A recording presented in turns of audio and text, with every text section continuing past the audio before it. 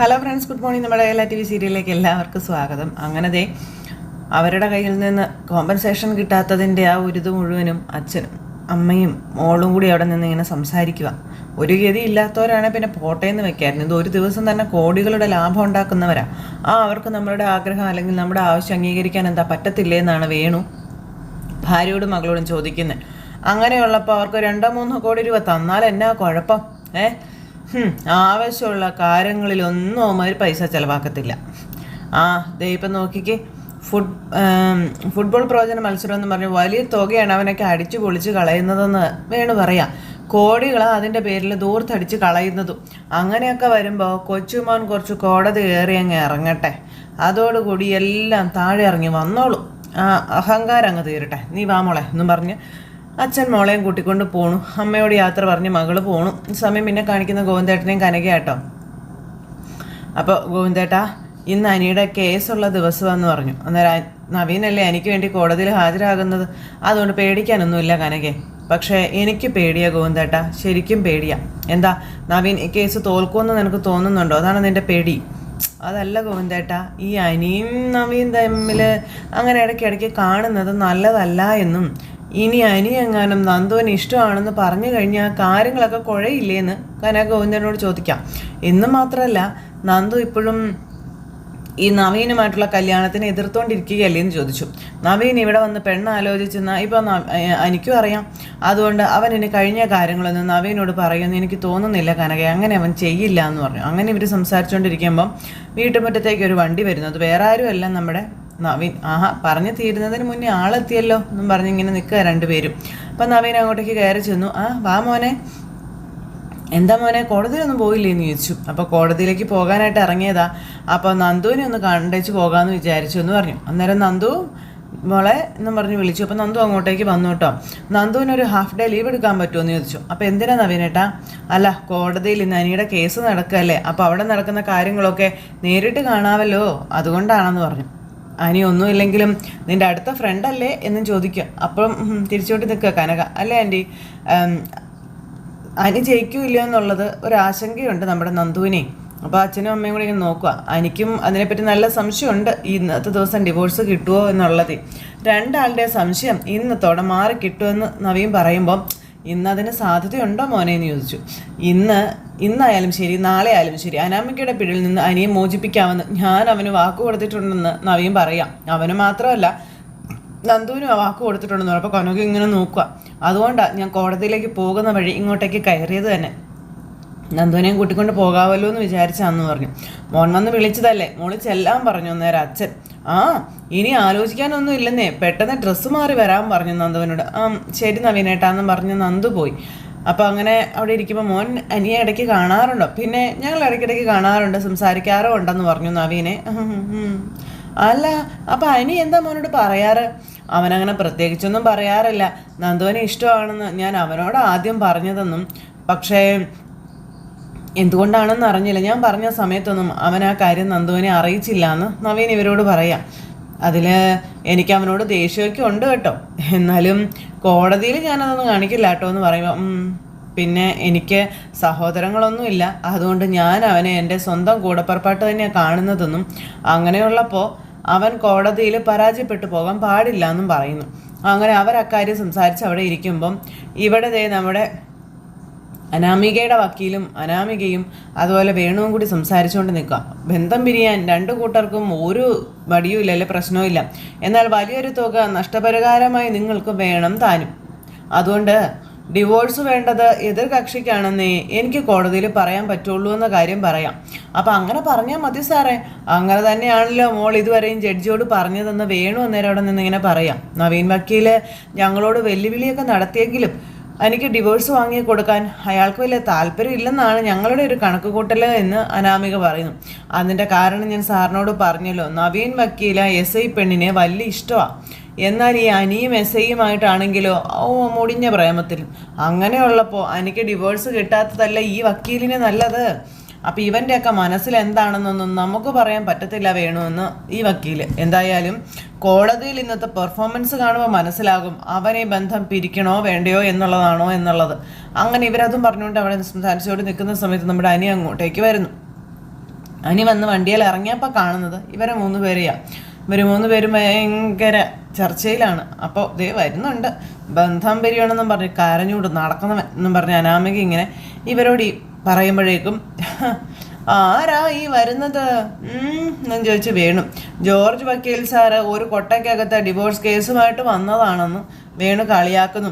അതങ്ങോട്ട് കമഴ്ത്തി കൊടുക്കും വക്കീൽ സാറേ എന്ന് പറയുമ്പം അങ്ങനെ കൊട്ടല് ഡിവോഴ്സുമായിട്ട് നടക്കുന്ന വക്കീലന്മാരൊക്കെ ഉണ്ടോ എന്ന് വേണു ചോദിച്ചു. അല്ല, ബന്ധം പിരിഞ്ഞേ അടങ്ങുമെന്നും പറഞ്ഞ് നടക്കുകയല്ലേ നീ, അപ്പം ഇനി എന്തോന്ന് ബന്ധം പിരിയാനാടോ എന്നേ ഞാൻ ഇവളെ ഒഴിവാക്കിയതാണെന്ന് അനിയൻ നേരം പറഞ്ഞു. പിന്നെ നിയമപരമായിട്ട് അതിനൊരു രേഖ ഉണ്ടാക്കണം, അത്ര മാത്രമേ ഉള്ളൂ എന്ന് പറഞ്ഞു. കൊച്ചനെ, നീ അനന്തപുരിയിലെ പയ്യനല്ലേ, നീ വിചാരിച്ചാൽ ഇത് നിസ്സാരമായിട്ട് പുറത്ത് വെച്ച് തീർക്കാവുന്നതല്ലേ ഉള്ളൂ എന്ന് ഈ വക്കീൽ ചോദിക്കുക നമ്മുടെ അനിയോട്.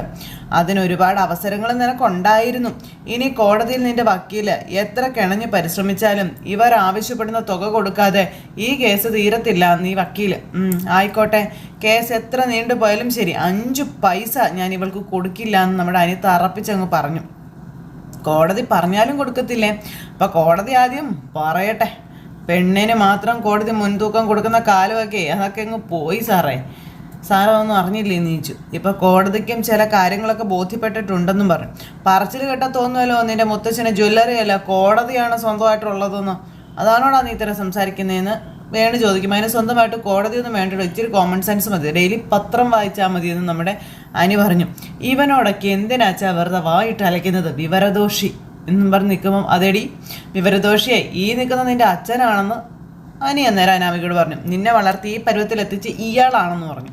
അത് കേട്ടപ്പോൾ അനാമികയ്ക്ക് സുഖിച്ചില്ല. അങ്ങനെ അവരെ നിൽക്കുക. അപ്പോഴാണ് നമ്മുടെ അനിയും അതുപോലെ നവീനും നന്ദുവും കൂടി വരുന്നത്. അങ്ങനെ അവർ 2 പേരും കൂടി വരുന്നത് കണ്ടപ്പോൾ നമ്മുടെ അനിയുടെ നെഞ്ചൊന്ന് ആളി. അപ്പോൾ മറ്റവർക്ക് സന്തോഷമായിട്ടോ. അങ്ങനെ അവർ 2 പേരും കൂടെ വരുന്നു. വേണുവും മോളും കൂടെ ഒരു ആക്കിയ ചിരിയൊക്കെ ചിരിച്ചിങ്ങനെ അവിടെ നിൽക്കുക. അപ്പം എനിക്ക് ടെൻഷനായല്ലോ അതുകൊണ്ട്. അപ്പോൾ ദേ ഞാൻ പറഞ്ഞില്ലായിരുന്നു ദേ വക്കീൽ പ്രേമിക്കുന്നതും വക്കീൽ കെട്ടാൻ പോകുന്നതുമായ പെണ്ണിൻ്റെ കാര്യം, അതാണ് വരുന്നത്.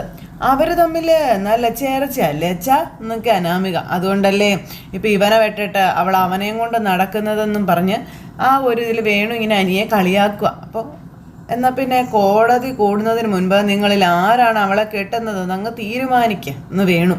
ഞങ്ങൾ അതുവരെ അകത്തിരിക്കാം മോളെ എന്നും പറഞ്ഞു. എന്നിട്ട് അവർ 2 പേരും കൂടി ഈ വക്കീലിനെയും കൂട്ടി അകത്തേക്ക് കയറിപ്പോയി, ഈ വേണു അനാമിക്ക്. ആ സമയത്ത് നമ്മുടെ അനി ഇങ്ങനെ അവിടെ നിൽക്കുക. അപ്പോൾ എന്താണ് അവർ പറഞ്ഞിട്ട് പോയതെന്ന് ചോദിച്ചു. വിടുവായനാ വേണു, അയാളുടെ മോളും അത് അങ്ങനെ തന്നെയാണ്. അപ്പോൾ പിന്നെ പറഞ്ഞതെന്താണെന്ന് എനിക്ക് ഊഹിച്ചുകൂടെയെന്ന് ചോദിച്ചു. അപ്പോൾ നമ്മുടെ നന്ദു ഇങ്ങനെ അനിയെ നോക്കുക. അനി അതുപോലെ നന്ദുവിനെ. അല്ല ഇവളെ എവിടെ നിന്ന് കിട്ടിയതെന്ന് ചോദിച്ചു അനിയെ. അപ്പം നന്ദുവിന് ഏറെ താല്പര്യമുള്ളൊരു കേസായത്. അപ്പം പിന്നെ കോടതിയിൽ നടക്കുന്ന കാര്യങ്ങളൊക്കെ നേരിട്ട് തന്നെ കണ്ടോട്ടെ എന്ന് കരുതി ഇവളുടെ വീട്ടിൽ പോയി കൂട്ടിക്കൊണ്ട് വരിക ഞാനെന്ന് പറഞ്ഞു. അപ്പോൾ നമ്മുടെ അനിയും നന്ദുവും കൂടി ഇങ്ങനെ അങ്ങോട്ടും ഇങ്ങോട്ടും നോക്കുക കേട്ടോ. 2 പേർക്കും ശരിക്കും ടെൻഷനായി. അപ്പോൾ എന്നാൽ പിന്നെ 2 പേരും സമയമായി എന്നും പറഞ്ഞുകൊണ്ട് നവീൻ ഇവരെയും കൂട്ടിക്കൊണ്ട് അങ്ങോട്ടേക്ക് പോകണം. അപ്പോൾ നവീൻ ഫ്രണ്ടിൽ പോയി, 2 പേരും പിന്നാലെ ചെല്ലുക. കോടതി കൂടി എല്ലാവരും ഇരിക്കുന്നു. ഈ സമയം ജഡ്ജി വന്നു. പിന്നെ അനാമികയെ ചോദ്യം ചെയ്യുക, അതായത് അനാമികയുടെ വക്കീൽ തന്നെ. അപ്പോൾ അനാമിക എങ്ങനെയാണ് അനിയെ പരിചയപ്പെട്ടതെന്ന് ചോദിച്ചു. അപ്പോൾ ഞാനൊരു കവിത വായിച്ചിട്ടുണ്ടായിരുന്നു അനിരുദ്ധിൻ്റെ, അങ്ങനെ പരിചയപ്പെട്ടതെന്ന് അനാമിക പറയാം. ഓ അതെയോ. അപ്പോൾ കവിത ഇഷ്ടപ്പെട്ടെന്ന് പറഞ്ഞപ്പോൾ പിന്നീട് എന്നെ നിരന്തരം വിളിച്ചെന്നും പറഞ്ഞു ഇങ്ങനെ ഈ അനാമിക ഉള്ള നുണയൊക്കെ പറയാം കേട്ടോ. അപ്പോൾ പിന്നെ പ്രണയത്തിലായി, അത് പിന്നെ വിവാഹത്തിൽ കലാശിക്കുകയൊക്കെ ചെയ്തു തുടങ്ങിയ കാര്യമൊക്കെ പറയുന്നു. പ്രണയിച്ച് വിവാഹം കഴിച്ച ശേഷം കുറച്ച് ദിവസം കഴിഞ്ഞപ്പോൾ പ്രണയത്തിൻ്റെ തീവ്രതയൊക്കെ കുറഞ്ഞു പോയോ എന്ന് ചോദിച്ചു. പ്രണയിക്കുന്ന സമയത്ത് എൻ്റെ വീടിൻ്റെ പശ്ചാത്തലമൊന്നും പ്രശ്നമില്ലായിരുന്നുവെന്നും പിന്നെയാണ് അനിയേട്ടന് ഞങ്ങൾക്ക് സമ്പത്ത് കുറവാണെന്നും ഞങ്ങൾ സംസ്കാരം ഇല്ലാത്തവരാണെന്നൊക്കെ തോന്നിയതെന്നൊക്കെ അനാമിക തട്ടി വിടുന്നു. ജഡ്ജി ഇതെല്ലാം കേട്ടോണ്ടിരിക്കുകയല്ലേ. അനിരുദ്ധിന് അനാമികയുമായി ജീവിക്കാൻ പറ്റില്ലെന്നാണ് പറയുന്നതെന്ന് പറയുന്നു ജഡ്ജി. അതുപോലെ ഇഷ്ടമില്ലാത്ത ഒരാൾക്കൊപ്പം ജീവിതം നയിക്കാൻ അനാമികയ്ക്ക് ഇനി പറ്റുമെന്ന് ചോദിക്കുമ്പം അതിന് ശ്രമിച്ചാലും എന്നെ അനിയേട്ടനും വീട്ടുകാരും ടോർച്ചർ ചെയ്തേ ഉള്ളൂ എന്ന് അനാമിക ഇവിടെ നിന്ന് പറയണം. പക്ഷേ അനിയേട്ടനൊപ്പം ഞാൻ കുറേ മാസങ്ങൾ ഒരുമിച്ച് ജീവിച്ചിട്ടുണ്ടെന്നും അവിടെ എൻ്റെ ഫ്യൂച്ചർ തീർന്നു പോയി എന്നും അനാമിക പറയാട്ടോ. ഇനി എന്നെപ്പോലൊരു പെൺകുട്ടിക്ക് പിടിച്ച് നിൽക്കണമെന്നുണ്ടെങ്കിൽ എനിക്കുണ്ടായ നഷ്ടത്തിന് ഉറപ്പായിട്ടും എന്നെ പറഞ്ഞു പറ്റിച്ച് സ്വന്തം തറവാട്ടിലേക്ക് കൂട്ടിക്കൊണ്ടു പോയി അനിയേട്ടൻ പരിഹാരം കണ്ടേ പറ്റൂ എന്ന് അനാമിക എന്നൊന്ന് പറയുന്നു. ഇതൊക്കെ കേട്ട് നവീനയ്ക്ക് ഇന്ന് ചിരിക്കും കേട്ടോ. വേണു ഭയങ്കര പ്രതീക്ഷയില്ല. അനാമിക രണ്ടാമതൊരു വിവാഹത്തെപ്പറ്റി ചിന്തിക്കുന്നുണ്ടോ എന്ന് ചോദിക്കുമ്പം ഇല്ല, അങ്ങനൊരു ചിന്ത പോലും ഇല്ല. ആദ്യത്തെ കല്യാണം പരാജയമായതുകൊണ്ട് ആ ഒരു ഷോക്കിൽ നിന്ന് ഞാൻ ഇതുവരെ മുക്തയായിട്ടില്ല എന്ന് അനാമിക. എൻ്റെ അച്ഛൻ കടം വാങ്ങിയ എൻ്റെ കല്യാണം ഗംഭീരമായിട്ടന്ന് നടത്തിയത്. ആ കടങ്ങൾ ഇന്നും തീർന്നിട്ടില്ല എന്നൊക്കെ പറഞ്ഞ് കടം തന്നവരെ നിത്യേന വീട്ടിൽ വന്ന് ശല്യം ചെയ്യുന്നുണ്ടെന്നും പറയണം. പല ഭാഗത്തു നിന്നും ഭീഷണിയും കാര്യങ്ങളും ഒക്കെ ഉണ്ടെന്നും പറയുന്നു. ഇനിയിപ്പോൾ ആ കടങ്ങളൊക്കെ വീട്ടിയില്ലെങ്കിൽ ഒന്നെങ്കിൽ ഞങ്ങൾക്ക് നാട് വിട്ട് പോവേണ്ടി വരും, അല്ലെങ്കിൽ ആത്മഹത്യ ചെയ്യേണ്ടതായിട്ട് വരുമെന്ന കാര്യമൊക്കെ അനാമിക ഭയങ്കര കേണ് വിനയ പുരസ്സരം സമർപ്പിക്കാം. അപ്പോൾ ഇതാണ് യുവർ ഓണർ എൻ്റെ കക്ഷിയുടെ അവസ്ഥ. സത്യം പറഞ്ഞാൽ അനിരുദ്ധമായി ബന്ധം പിരിയാൻ എൻ്റെ കക്ഷിക്ക് ഒരു താല്പര്യവും ഇല്ല. പിന്നെ അനിരുദ്ധന് ഇഷ്ടമില്ലാത്തത് കൊണ്ടാണ് അയാളുടെ താല്പര്യത്തിന് എൻ്റെ കക്ഷിയെല്ലാം വിട്ടിരിക്കുന്നതെന്നും പറഞ്ഞു. അപ്പോൾ ലക്ഷങ്ങളുടെ കടബാധ്യതയുണ്ട് അനാമികയുടെ അച്ഛന്. കല്യാണം കഴിച്ച പയ്യന്മാർക്ക് പെൺകുട്ടികളെ ഇഷ്ടമില്ലാതെ വരുമ്പോൾ അവരെ വിട്ടുകളയാം. അവർ പിന്നെ എങ്ങനെ ജീവിക്കുന്നെന്നോ അല്ലെങ്കിൽ അവരുടെ ഭാവി എന്താകുമെന്നോ ഒന്നും ചിന്തിക്കേണ്ട കാര്യമൊന്നും ആൺകുട്ടികൾക്കില്ല. പക്ഷെ കോടതിയിൽ ഇങ്ങനെ ഒരു കേസ് വരുമ്പോൾ കോടതിക്ക് ആ കേസ് ഒരിക്കലും ലാഘവത്തോടെ കാണാൻ പറ്റത്തില്ലല്ലോ. അതുകൊണ്ട് എൻ്റെ കക്ഷിക്ക് പരമാവധി നീതി കിട്ടണമെന്ന് ഞാൻ കോടതിയോട് അപേക്ഷിക്കുകയാണ് എന്ന് ഇയാൾ പറയുക. ഭയങ്കര പ്രതീക്ഷ. അപ്പം അനാമികയ്ക്ക് പോകാം എന്നും പറഞ്ഞ് അനാമികയെ വക്കീൽ പറഞ്ഞു വിട്ടു. അപ്പോൾ അനാമിക അവിടെ പോയി ഇരിക്കുന്നു. ആ സമയത്ത് നമ്മുടെ ഇവരെ ഇങ്ങനെ ദേഷ്യപ്പെട്ട് നോക്കുക കേട്ടോ. ജയിച്ചു എന്നുള്ള ഭാവത്തിലിരിക്കാം. അപ്പോൾ അനിരുദ്ധനോട് ഇനി എന്തെങ്കിലും ചോദിക്കാനുണ്ടോ എന്ന് ഈ ജഡ്ജി ചോദിച്ചപ്പം ഉണ്ടെന്ന് പറഞ്ഞു. അപ്പോൾ നമ്മുടെ അനിരുദ്ധതേ കയറി വരുന്നു. ഇനി അവിടെ വന്ന് നിൽക്കുമ്പം 26ാമത്തെ വയസ്സിൽ നിങ്ങൾക്കൊരു കല്യാണം കഴിഞ്ഞു, ഇതല്ലാതെ മറ്റാരെങ്കിലും വിവാഹം കഴിച്ചിട്ടുണ്ടോ എന്ന് ചോദിച്ചു. അപ്പോൾ ഇല്ല എന്ന് പറഞ്ഞു. ഇനി ആരെങ്കിലും വിവാഹം കഴിക്കാൻ തീരുമാനിച്ചിട്ടുണ്ടോ എന്ന് ഈ വക്കീൽ ചോദിക്കുക. അപ്പം നമ്മുടെ അനി ഇങ്ങനെ ഒന്നും മിണ്ടാതെ ഇങ്ങനെ നിൽക്കുക കേട്ടോ. അപ്പോൾ അങ്ങനൊന്നും തീരുമാനിച്ചിട്ടില്ല എന്നും പറഞ്ഞു. പിന്നെന്തിനാണ് സുന്ദരിയും സ്വഭാവ ഗുണമുള്ള അനാമികയെ പോലൊരു പെൺകുട്ടിയെ വേണ്ടാന്ന് വെച്ചത് എന്ന് വക്കീൽ ചോദിക്കുക. ജഡ്ജിയുടെ മുന്നിൽ നിന്ന് ചിരിക്കുകയാണ് വേണു, അതുപോലെ അനാമികയും. അപ്പോൾ ഈ പറയുന്ന സ്വഭാവ ഗുണങ്ങളൊന്നും ഞാൻ അവളിൽ കണ്ടിട്ടില്ല എന്ന് അനി ഈ വക്കീലിനോട് പറഞ്ഞു. അപ്പോൾ എൻ്റെ ഭാര്യയായിരുന്ന സമയത്ത് അനാമിക എങ്ങനെയായിരുന്നു എന്ന് ഞാൻ ബഹുമാനപ്പെട്ട കോടതിയോട് പറഞ്ഞിട്ടുള്ളതാണ് എന്ന് അനി പറയാം. അന്നേരം അനിരുദ്ധയെ ഒരുപാട് ബുദ്ധിമുട്ടിയാണ് അനാമികയുടെ വീട്ടുകാർ ആ കുട്ടിയുടെ കല്യാണം നടത്തിയത്. ഒരു പെൺകുട്ടിയെ വിവാഹം കഴിപ്പിച്ചു വിടാൻ അച്ഛനമ്മമാർ എത്രമാത്രം കഷ്ടപ്പെട്ടു എന്നുള്ളത് 26 വയസ്സുള്ള തന്നെ പോലൊരു ചെറുപ്പക്കാരന് അറിയാൻ കഴിഞ്ഞെന്ന് വരില്ല എന്ന് പറയാം. എന്നിട്ടാണ് ആ കുട്ടിക്ക് ഒരു പൈസ പോലും നഷ്ടപരിഹാരം കൊടുക്കാതെ ബന്ധം ഒഴിഞ്ഞു പോകണമെന്ന് താൻ കോടതിയിൽ ഇങ്ങനെ ആവശ്യപ്പെട്ടുകൊണ്ടിരിക്കുന്നത് എന്ന് പറയാം. പിന്നെ ഇതിനകത്ത് എന്ത് ന്യായമാണുള്ളത് എന്ന് ചോദിച്ചു. അനാമികയും ആ കുട്ടിയുടെ അച്ഛനും അമ്മയും സത്യം പറഞ്ഞ് എന്നെ ചീറ്റ് ചെയ്യുകയായിരുന്നു എന്ന കാര്യം നമ്മുടെ അനി അവിടെ പറഞ്ഞു. അപ്പോഴത്തേക്കും അച്ഛനും മോളും കൂടെ അങ്ങോട്ടും ഇങ്ങോട്ടും നോക്കുക. വിവാഹം കഴിഞ്ഞ ശേഷമാണോ അത് തുടങ്ങിയത് എന്ന് വക്കീല്. പ്രേമിക്കുന്ന സമയത്ത് ആ പെൺകുട്ടിയെ തനിക്ക് വേണമായിരുന്നല്ലേ എന്ന് ചോദിക്കുമ്പം കഴിഞ്ഞ തവണ ഇതുപോലെ കോടതിയിൽ വന്നപ്പോൾ അനാമിക ഒരു മെൻ്റൽ പേഷ്യൻ്റ് ആണെന്നും കുറച്ച് നാൾ മെൻ്റൽ ഹോസ്പിറ്റലിൽ കിടന്നിട്ടുണ്ടെന്നും കോടതിയെ ബോധ്യപ്പെടുത്തിയതാണെന്ന് പറഞ്ഞു അനി. അത് അനിരുദ്ധ് പറഞ്ഞത് ശരിയായ കാര്യമാണ്. അതിൻ്റെ എല്ലാ രേഖകളും കോടതിയുടെ മുന്നിലുണ്ടെന്നുള്ള കാര്യം ജഡ്ജി പറഞ്ഞു. പക്ഷേ അനിരുദ്ധിനെ വിവാഹം കഴിക്കുന്ന സമയത്ത് എൻ്റെ കക്ഷി നോർമലായിരുന്നെന്നും അതിനുശേഷവും ഇപ്പോഴും അത് അങ്ങനെ തന്നെയാണെന്ന് ഈ വക്കീൽ പറഞ്ഞു. പെൺകുട്ടിയുടെ പാസ്റ്റ് ചകഞ്ഞെടുത്ത് കോടതിയിൽ തെളിവുണ്ടാക്കി അവർക്ക് കാശിന് നഷ്ടപരിഹാരം പോലും കൊടുക്കാതെ അവരെ സ്വന്തം ജീവിതത്തിൽ നിന്ന് പറഞ്ഞു വിടുന്നത് ന്യൂ ജനറേഷൻ്റെ ഒരു പ്രവണതയാണ് ഇപ്പോൾ യുവർ ഓണർ. അനിരുദ്ധ് എന്ന എൻ്റെ എതിർകക്ഷി ജീവിക്കാൻ ബുദ്ധിമുട്ടുന്ന ഒരാളായിരുന്നെങ്കിൽ ഒരിക്കലും എൻ്റെ കക്ഷി അനാമിക അയാളെ ശല്യം ചെയ്യില്ല എന്നും, എന്നാൽ മൂർത്തി ജ്വല്ലറിയിലെ പയ്യന് സാമ്പത്തിക പഞ്ഞമില്ല എന്ന് ഈ നാട്ടിലെ ഒരു കൊച്ചു കുഞ്ഞിന് പോലും അറിയാവുന്നിരിക്കെ അയാളും അയാളുടെ കുടുംബക്കാരും എൻ്റെ കക്ഷിയെ നിഷ്കരണം അവരുടെ തറവാട്ടിൽ നിന്ന് തള്ളിക്കളഞ്ഞിട്ട് പാവങ്ങളിൽ പാവമായ അനാമിക എന്ന പെൺകുട്ടിക്ക് ഒരു സഹായവും ചെയ്യില്ല എന്ന് വാശി പിടിച്ചിരിക്കുകയാണെന്ന് പറഞ്ഞു. എൻ്റെ എതിർകക്ഷിയുടെ ഇത്തരം നിലപാടുകൾ ശരിയല്ല എന്ന് ഇതിനോടകം തന്നെ കോടതിക്ക് ബോധ്യപ്പെട്ട് കാണുമെന്നുള്ളതാണ് എൻ്റെ ഒരു വിശ്വാസമെന്നും ഇയാൾ പറയാം. ഇതൊക്കെ കേട്ട് വേണു അനാമികയും സന്തോഷത്തോടെ ഇരിക്കുവാണ്. അനിരുദ്ധിന് എൻ്റെ കക്ഷിയെ സഹിക്കാൻ പറ്റുന്നില്ല എങ്കിൽ അയാളുടെ ജീവിതത്തിൽ നിന്ന് ഒഴിഞ്ഞു പോകാൻ അനാമിക തയ്യാറാണെന്നും, പക്ഷേ അതിനു വേണ്ടുന്ന കോമ്പൻസേഷൻ കൊടുക്കണമെന്നാണ് പറയുന്നത്. അതിന് എൻ്റെ കക്ഷി ആവശ്യപ്പെടുന്ന നഷ്ടപരിഹാര തുക ആ കുട്ടിക്ക് കിട്ടിയേ പറ്റുള്ളൂ എന്നും ഇയാൾ പറയണു. അതിന് കോടതി കേവലം 23 വയസ്സ് മാത്രം പ്രായമുള്ള അനാമികയുടെ നിസ്സഹായാവസ്ഥയും വേദനയും കണക്കിലെടുക്കണമെന്ന് ബഹുമാനപ്പെട്ട കോടതിയോട് ഞാൻ അപേക്ഷിക്കുകയാണ്. ദാറ്റ്സ് യുവർ ഓണർ എന്ന് പറഞ്ഞ് അയാൾ അങ്ങ് പോയി. ഭയങ്കര ഹാപ്പിയായി നമ്മുടെ അനാമിക. ഇപ്പം എല്ലാം കിട്ടുമെന്നുള്ള പ്രതീക്ഷയിൽ ഇങ്ങനെ ഇരിക്കുക. ഈ സമയം വക്കീലിന് കക്ഷികളെ ക്രോസ് ചെയ്യാനുണ്ടോ എന്ന് ചോദിച്ചു നവീനോട്. അപ്പം നവീനൻ എഴുന്നേറ്റു യെസ് യുവർ ഓണർ എന്നും പറഞ്ഞു. അങ്ങനെ അനിരുദ്ധനെ അല്ല, എനിക്ക് അനാമികയോട് ചില കാര്യങ്ങൾ ചോദിച്ചറിയാനുണ്ടെന്ന് പറഞ്ഞു. അപ്പോൾ അനിരുദ്ധ് പോയിക്കോളാൻ പറഞ്ഞു. അതിനുശേഷം അനാമികയോട് വരാൻ പറഞ്ഞു. അനാമിക വന്ന് നിൽക്കുകയാണ്. അനാമിക പേടിച്ചാ വരുന്നത്. നവീൻ എന്താക്കും എന്ത് ചെയ്യും എന്നുള്ള പേടിയിൽ. അപ്പോൾ ഈ കോടതിയിലല്ലാതെ മറ്റൊരു കോടതിയിൽ അനാമികയുടെയും അനിരുദ്ധിൻ്റെയും കേസ് നടന്നിരുന്നു. അന്ന് കേസ് കൊടുത്തത് അനാമികയായിരുന്നു എന്ന കാര്യം പറയാം. പക്ഷെ അന്ന് ആ കേസിൽ അനാമിക പരാജയപ്പെടുകയായിരുന്നു. അതിന് കാരണം അനാമികയുടെ വക്കീല് കോടതിയിൽ സമർപ്പിച്ച തെളിവുകൾ വാസ്തവമല്ല എന്ന് കോടതിക്ക് ബോധ്യപ്പെട്ടത് കൊണ്ടാണ് എന്നും നവീൻ പറയാം. പിന്നെ യുവർ ഓണർ, അതോടൊപ്പം തന്നെ അനാമിക എൻ്റെ കക്ഷിയോട് ചെയ്ത തെറ്റുകളും അനാമികയുടെ ബാക്ക്ഗ്രൗണ്ടും കൃത്യമായി ഞാൻ കോടതിയെ ബോധ്യപ്പെടുത്തിയതാണെന്നും പറയാം. അത് 100% സത്യസന്ധമാണെന്ന് കോടതിക്ക് മനസ്സിലായതുകൊണ്ടാണ് അന്ന് എൻ്റെ കക്ഷിയായ അനിരുദ്ധനെയും അയാളുടെ ബന്ധുക്കളെയും കോടതി വെറുതെ വിട്ടതെന്നും നവീൻ ഇവിടെ പറഞ്ഞു. ആ കേസിൽ അനാമിക ഒരു മെൻ്റൽ പേഷ്യൻ്റ് ആയിരുന്നു കൃത്യമായി പ്രൂവ് ചെയ്യാൻ അന്ന് അനിരുദ്ധിന് വേണ്ടി ഹാജരായി എനിക്ക് കഴിഞ്ഞിരുന്നുവെന്നും നവീൻ പറയാം. അയ്യോ എന്ന് പറഞ്ഞ് നിൽക്കുക അനാമിക. വിവാഹം കഴിക്കുന്നതിന് തൊട്ട് മുൻപും വിവാഹത്തിന് ശേഷവും അനാമിക നോർമൽ ആയിരുന്നു എന്നാണ് പറഞ്ഞിരുന്നത്. പക്ഷേ പല സന്ദർഭങ്ങളിലും അനിരുദ്ധനോട് അനാമിക സമനില തെറ്റിയ പെൺകുട്ടികളെ പോലെയാണ് സംസാരിച്ചു കൊണ്ടിരുന്നത്, പെരുമാറിയിരുന്നത്.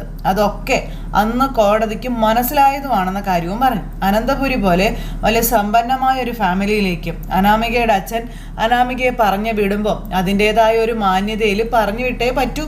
അതുകൊണ്ട് ആഡംബരമായ കല്യാണം തന്നെയാണ് നടന്നത്. അങ്ങനെ അനാമികയുടെ അടുത്തേക്ക് നമ്മുടെ നവീൻ ചെല്ലുക. അതിനുവേണ്ടി ഒരുപാട് പൈസയും ചെലവായി. ആ പണമൊക്കെ അനാമികയുടെ അച്ഛൻ കണ്ടെത്തിയത് പലിശയ്ക്ക് എടുത്തിട്ടാണെന്ന കാര്യവും നവീൻ പറയണം. അനിരുദ്ധ് ബന്ധം പിരിയണമെന്നും പറഞ്ഞ് വാശി പിടിക്കുകയാണെങ്കിൽ ആ പണമൊക്കെ മുതലും പലിശയും ചേർത്ത് കിട്ടണമെന്നാണ് അനാമികയുടെയും അനാമികയുടെ അച്ഛൻ്റെയും വാദം അല്ലേ എന്ന് ചോദിക്കുമ്പം അല്ലാതെ ജീവിക്കാൻ വേറെ മാർഗമൊന്നും ഇല്ലാത്തത് കൊണ്ടാണെന്ന് ദയനീയമായിട്ട് പറയുന്നു. അനിയെ അനാമിക കല്യാണം കഴിക്കുന്നതിന് മുൻപ് അനാമികയുടെ അച്ഛൻ ആരുടെ കയ്യിൽ നിന്നും കടം വാങ്ങിയിരുന്നില്ലേ എന്ന് ചോദിച്ചു കേട്ടോ. എന്നും പറഞ്ഞുകൊണ്ട് അനാമിക ഇങ്ങനെ നിൽക്കുക. കടം വാങ്ങിയിട്ടുണ്ട് യുവർ ഓണർ. അതുകൊണ്ടാണ് എതിർ കക്ഷിക്ക് ഒന്നും പറയാൻ കഴിയാതെ നിൽക്കുന്നത്. അനാമികയുടെ അച്ഛൻ്റെ ചരിത്രവും കോടതിക്ക് മുന്നിൽ ഞാൻ കൃത്യമായി സമർപ്പിച്ചിട്ടുള്ളതാണെന്ന കാര്യം അനിയൻ നേരെ വെച്ച് പറഞ്ഞു. സ്വന്തമെന്ന് പറയാൻ ഒരു വീടില്ല, വണ്ടിയില്ല. പക്ഷേ പുറത്തുനിന്ന് ആൾക്കാർ നോക്കുമ്പോൾ വലിയ വീടുണ്ട്, നല്ല വണ്ടിയിലാണ് വേണു മോളെയും ഭാര്യയെയും കൊണ്ട് സഞ്ചരിക്കുന്നതും. ഇതൊന്നും പക്ഷേ എതിർ കക്ഷിക്കോ അവരുടെ വീട്ടുകാർക്കോ സ്വന്തമായിട്ടുള്ളതല്ല എന്ന് മാത്രം. എല്ലാം കടമാണ്. കല്യാണത്തിന് മുൻപും അതെല്ലാം അങ്ങനെ തന്നെ ആയിരുന്നു. അതൊക്കെ ശരിയാണ് വക്കീലെ. പക്ഷേ ഒരു പെൺകുട്ടിക്ക് വിവാഹശേഷം ഭർത്താവുമായി വേർപിരിയേണ്ടി വരുമ്പോൾ അവൾക്കുണ്ടാകുന്ന നഷ്ടങ്ങൾക്ക് കല്യാണം കഴിച്ച പയ്യനും ഒരു പങ്കില്ലേ എന്ന് ജഡ്ജി നവീനോട് ചോദിച്ചു. നവീൻ എനിക്ക് ടെൻഷനായി. ആ പങ്ക് അയാൾ വഹിക്കണമെന്നുള്ളതാണ് അനാമിക ആവശ്യപ്പെടുന്നത് എന്ന് ഈ ജഡ്ജി പറയുമ്പം ആ വാദം ന്യായമാണെങ്കിൽ എതിർ കക്ഷിയുടെ അച്ഛനും പറയുന്നത് കോടതി അംഗീകരിക്കുക തന്നെ വേണം എന്ന് നമ്മുടെ നവീൻ പറയാം. അപ്പോഴത്തേക്ക് അതിന് ഞെട്ടി ഇങ്ങനെ നോക്കുക, നവീൻ ചതിക്കുകയാണോ എന്നുള്ളൊരു പേടി. അപ്പോൾ ഭയങ്കരമായിട്ടുള്ളൊരു ടെൻഷൻ. ആ സമയം അനാമികയ്ക്ക് അനിരുദ്ധനെ പിരിയാൻ താല്പര്യമില്ല അല്ലേ എന്ന് ചോദിച്ചപ്പോൾ ഇല്ല, താല്പര്യമില്ല. പക്ഷേ എന്നെ ഇഷ്ടമല്ലാത്തത് കൊണ്ട് ഞങ്ങൾ ഒന്നിച്ച് ജീവിക്കുകയാണെങ്കിൽ അനിയേട്ടൻ ആ ഇഷ്ടക്കേട് എന്നോട് കാണിക്കും എന്ന് അനാമിക പറയുന്നു. പക്ഷേ അത് മുൻപ് കാണിച്ചിട്ടുള്ളത് എൻ്റെ കക്ഷിയെ ശാരീരികമായും മാനസികമായും നോവിച്ചിട്ടുള്ളതും അനാമികയാണല്ലോ അല്ലേ എന്ന് ചോദിച്ചു.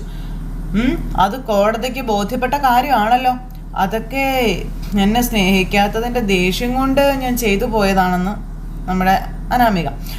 ന്യായമായ കാര്യം. സ്വന്തം ഭർത്താവ് ഭാര്യയെ സ്നേഹിച്ചില്ലെങ്കിൽ ആർക്കാണെങ്കിലും അങ്ങനെയൊക്കെ ചെയ്യണമെന്നൊക്കെ തോന്നും, ശരിയാണ്. അതൊക്കെ അവിടെ നിൽക്കട്ടെ. വിവാഹത്തിന് മുൻപ് അനാമികയ്ക്ക് ഒരു പയ്യനുമായിട്ട് അടുപ്പം ഉണ്ടായിരുന്നെന്നും പിന്നെ ആ പയ്യൻ അനാമികയെ വഞ്ചിച്ചപ്പോഴാണ് അനാമികയുടെ സമനില തെറ്റിയതെന്നും മുൻപ് അനാമിക സമ്മതിച്ച കാര്യമായിരുന്നു. അപ്പം അതൊക്കെ ശരിയാണെന്ന് അനാമിക. അന്ന് നടന്നതൊക്കെ കോടതിക്ക് മുൻപിൽ ഉള്ളത് കൊണ്ട് നിഷേധിക്കാൻ പറ്റത്തില്ല അല്ലേ. എന്നാലേ അനിരുദ്ധമായിട്ടുള്ള കല്യാണത്തിന് ശേഷം അനാമിക മറ്റൊരു പയ്യനെ സ്നേഹിച്ചിട്ടില്ലേ എന്ന് നവീൻ ചോദിച്ചു. അപ്പം ഇല്ല എന്നും പറഞ്ഞിങ്ങനെ നിൽക്കുക. പിന്നെ ആരാണ് ഈ സ്റ്റെബിൻ എന്ന് ചോദിച്ചപ്പോഴത്തേക്കും ദേ കിടക്കുന്നു, ചട്ടിയും കലവും പൊട്ടി. അനാമിക നടുങ്ങി വിറച്ചിങ്ങനെ അന്തം വിട്ട് കുന്തം വിഴുങ്ങി നോക്കി നിൽക്കുന്നിടത്ത് ഇന്നത്തെ കഥ അവസാനിച്ചു. അപ്പോൾ എല്ലാവരും കാത്തിരുന്ന് കാണണം കേട്ടോ. എല്ലാവർക്കും നല്ലൊരു ദിവസം ആശംസിക്കുകയാണേ. ടാറ്റാ.